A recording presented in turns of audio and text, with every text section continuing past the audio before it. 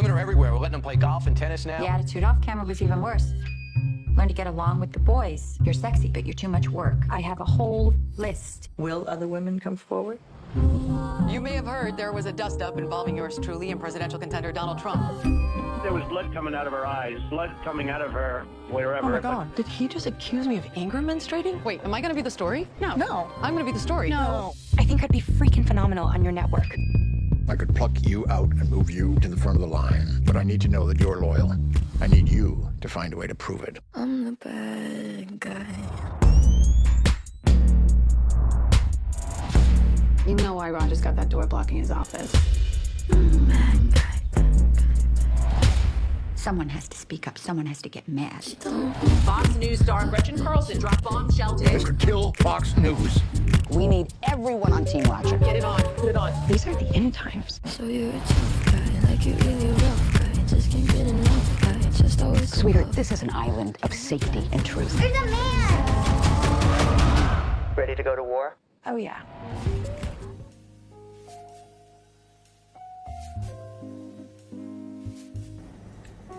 폭스뉴스는 트럼프가 애청하는 미국 유일의 케이블 방송이자 대형 구구 채널입니다. 공화당의 미디어 컨설턴트로 닉스, 레이건, 부시 등 역대 미국 대통령 당선이 될 수 있도록 보도하고 트럼프 캠페인의 고문으로 보수 진영에 막강한 영향력을 행사하는 구호 로저 에일리 회장의 몰락을 그렸습니다. 안녕하세요. 실화를 바탕으로 한 영화를 소개하는 여자 염소녀 탱스입니다. 오늘 소개해드린 영화는 2010년 7월에 개봉한 미투 운동의 서막을 알린 실화영화 밤쉐, 세상을 바꾼 폭탄 선언입니다. 이 영화는 헐리우드 최고 여배우죠. 샤를리즈 테론, 니콜 키드만, 마고 로비와 빅쇼트 제작진이 참여해서 많은 영화 팬들의 기대를 모으겠습니다. 1919년에 촬영한 이 문제적 작품은 이번 바이러스 사태로 인해서 개봉이 미뤄졌는데요. 2019년 12월 13일 미국에서 개봉을 한 후 한참 후인 2020년 7월 8일 우리나라에 드디어 개봉했습니다. 이 영화를 보기 전에 정보를 알려드리자면 우리의 영원한 여신일 것만 같았던 니콜 키드먼은 1967년생, 벌써 50대가 됐습니다. 샤를리즈 테론은 1975년생으로 40대? 저하고 나이가 같네요. 마고 로비는 1990년생으로 30세입니다.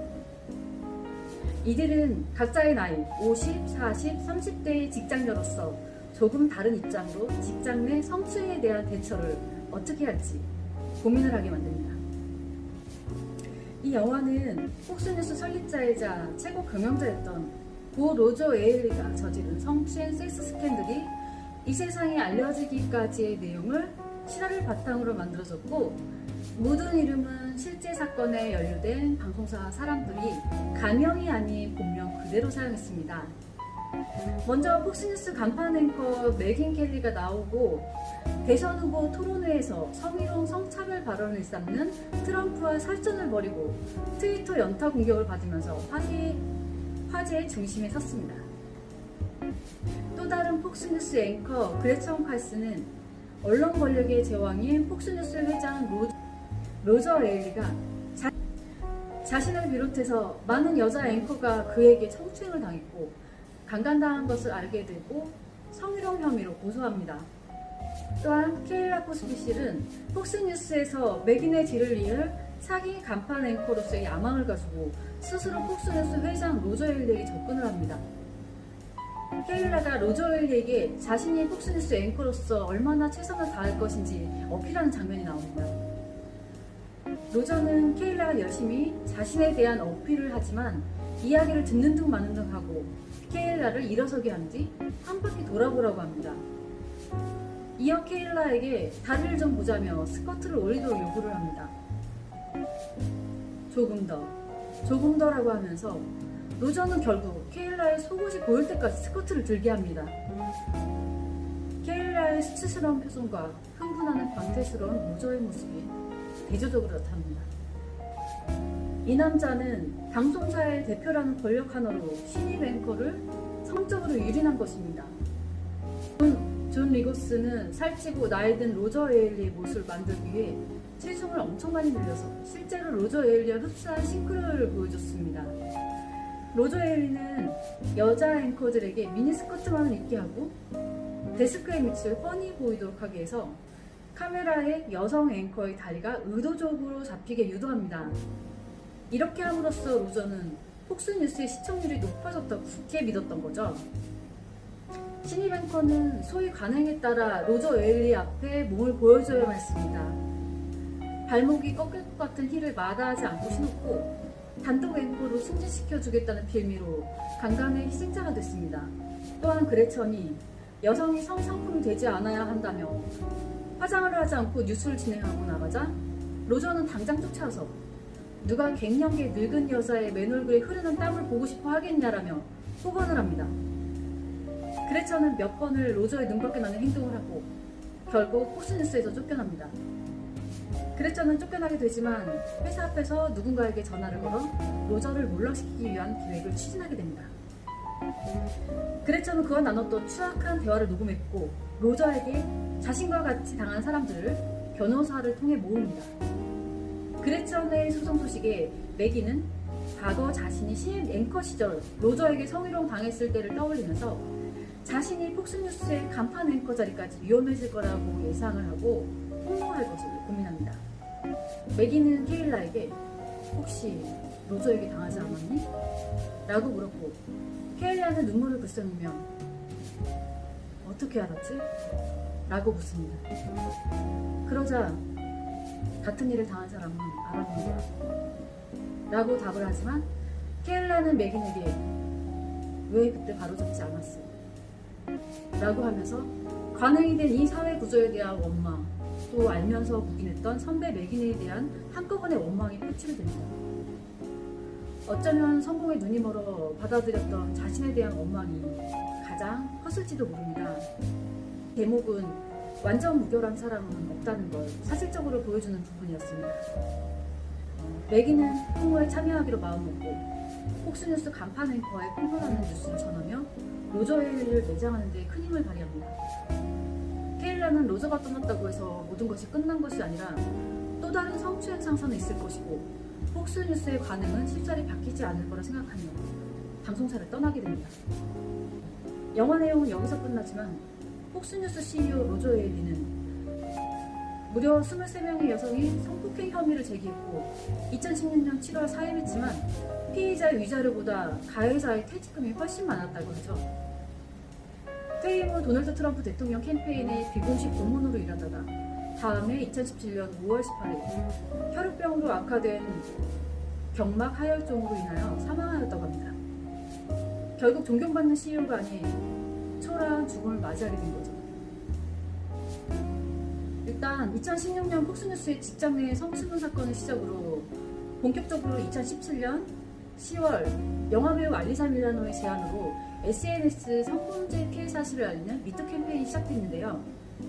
시작된 지 24시간 만에 약 50만 명이 넘는 사람들의 지지를 받아 리트윗을 하며 전 세계적으로 확산되었고 8만 명이 넘는 사람들이 미투 해시태그를 달아 자신의 성폭행, 성추행 경험담을 공유했습니다.